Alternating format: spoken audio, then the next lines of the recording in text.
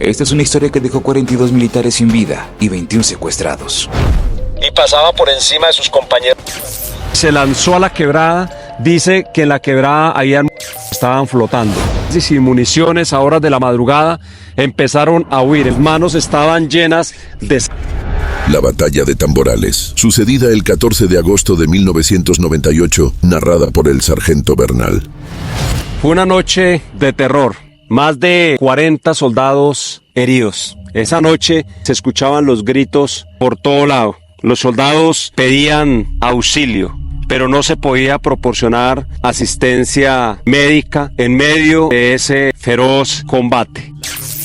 Se abalanzó hacia las unidades militares en esa montaña. Prácticamente la tropa estaba rodeada. Por todos lados se escuchaban disparos. Esta es la batalla de Tamborales. Ocurrió el 14 de agosto de 1998 en Puerto Lleras, jurisdicción de Río Sucio, Chocó. Para esta época, unidades de 3 batallones de contraguerrillas iniciaron una operación. El batallón de contraguerrillas número 11, el batallón de contraguerrillas número 33 y el batallón de contraguerrillas número 26 Arhuacos, que era la unidad de la cual yo era orgánico.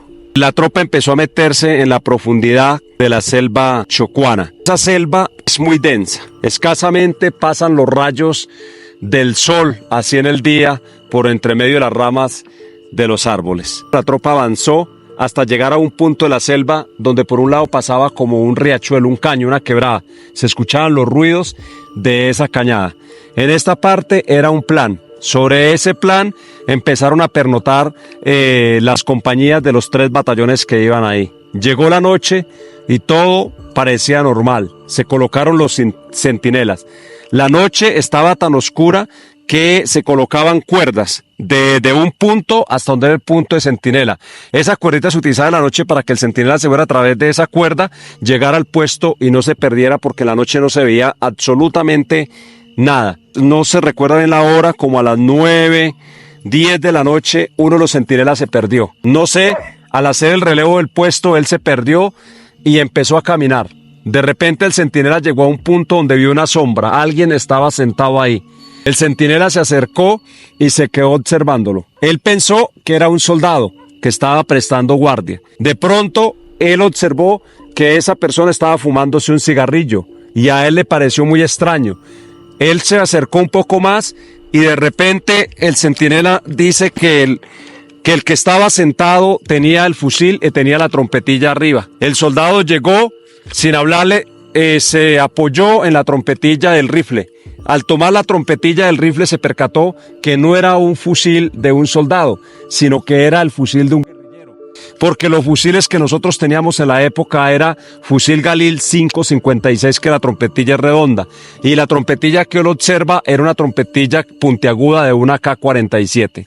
Cuando él se da cuenta que era un guerrillero que estaba ahí, dice que casi no podía respirar. Él lo que hizo fue empezar a avanzar hacia atrás, sin que el guerrillero se percatara.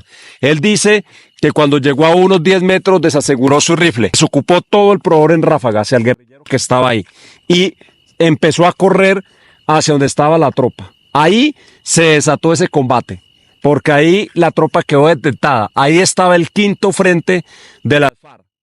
Los guerrilleros empezaron a avanzar hacia donde estaba la tropa y se vinieron en ancho frente disparando, barriendo toda esa selva con juego de ametralladora y de fusilería. Inmediatamente las 3 unidades del ejército empezaron a ser copadas. Los soldados empezaban a caer, caían y caían. No era mucho el volumen de soldados heridos. Solamente se empezaban a escuchar los gritos de auxilio, ayuda, auxilio, pero nadie podía ir a proporcionar asistencia médica. Primero, no se veía absolutamente nada. Lo segundo, la guerra cada vez estaba más cerca de la tropa y el fuego era rasante así.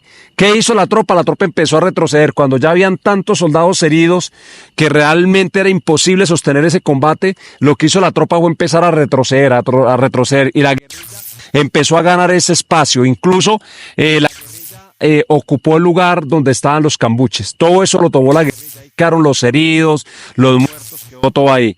Los pocos soldados que estaban levemente heridos, ya casi sin municiones, a horas de la madrugada, empezaron a huir, empezaron a hacer el plan de evasión-escape por esa selva. Quinito, uno de los soldados sobrevivientes, manifiesta en su relato que él le tocó en arrastre bajo y él escuchaba la quebrada y a él se le ocurrió junto con otro soldado arrastrarse hacia la quebrada. Ellos empezaron a arrastrarse hacia la quebrada y él me dice que cuando se iba arrastrando podía tocar a sus compañeros que aún estaban heridos y otros que ya estaban fallecidos. Él observaba que sus manos estaban llenas de sangre y pasaba por encima del pocotón de muertos. Cuando él llegó y se lanzó a la quebrada, dice que en la quebrada habían muertos que estaban flotando.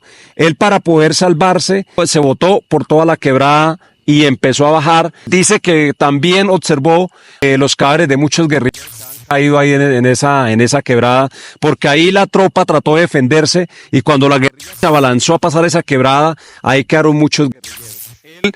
Él, por medio de la guerrilla, que escuchaba que la guerrilla pisaba el agua y todo eso, él se hacía el muerto y simplemente cerraba los ojos y dejaba que el agua se lo llevara. Él tenía mucho frío y temblaba de frío. Decía que carraqueaba y que ya no soportaba porque esa agua era muy helada. Pero él sabía que si se salía de la quebrada, los guerrilleros lo iban a coger. Él continuó. Cuando ya empezó a amanecer, se salió de la quebrada y quedó perdido en medio de la selva. Él observaba por todo lado, se escuchaban disparos ya a lo lejos, pero estaba completamente solo. Su otro compañero que había escapado con él esa noche, él no supo en qué momento se le perdió. Quinito se sentó, trató de secarse, lloraba y veía esas imágenes. En su mente estaban plasmadas esas imágenes de pasar por encima de los cadáveres. Empezó a caminar en esa selva. Dice que duró 2 días en la selva. Al tercer día fue rescatado por tropas de la brigada 17. Ese combate de la batalla de Tamborales cobró la vida de 42 soldados. Ahí murieron 42 soldados pertenecientes al batallón de contraguerrillas número 11, al batallón de contraguerrillas número 33 y al batallón de contraguerrillas número 26, que era mi unidad. 21 soldados más fueron secuestrados por el quinto frente de las FARC. Fueron tomados como rehenes y se lo llevaron. Quinito se fue recuperando lentamente. Quedó con muchísimas secuelas. Después de 6 meses estábamos en Río Sucio. Ingresó al área nuevamente, pero Quinito tenía muchas secuelas. Un día nosotros estábamos comiendo, era la cena, como a las 5:30 de la tarde. Quinito llegó con su arma, tomó la comida, se alejó, descargó su arma en el piso, tomó su fusil, cargó su rifle y empezó a gritar: viene la guerrilla, viene la guerrilla. Y cogió ese rifle y empezó a dispararnos a nosotros. O sea, él pensó que nosotros éramos los guerrilleros. Ese Quinito nos hizo botar a un barranco. Todos dejamos nuestros platos de comida y nos botamos al barranco y Quinito disparando, hasta que a Quinito le acabó el proveedor. Afortunadamente, Quinito no ha hallado el chaleco, solamente ha hallado el fusil. Cuando se le acabó el proveedor, un soldado se le abalanzó, le quitó el arma y tocó amarrarlo. En la entrevista que le hice a Quinito, dice que él tenía muchas pesadillas después de ese combate, que él no podía conciliar el sueño, que pasaba las noches sin dormir porque él de repente estaba y observaba cuando la guerrilla venía para encima de él. Él observaba las imágenes de todos los soldados que caían. Y lo que Quinito más recuerda era cuando él se arrastraba y pasaba por encima de sus compañeros muertos. Él miraba el rostro de esos soldados y eso era lo que a él más lo martirizaba. Para Quinito, cada noche era una pesadilla. Todas las noches para él eran horribles. Yo era su enfermero. La última vez que hablé con Quinito fue en mayo de 1999.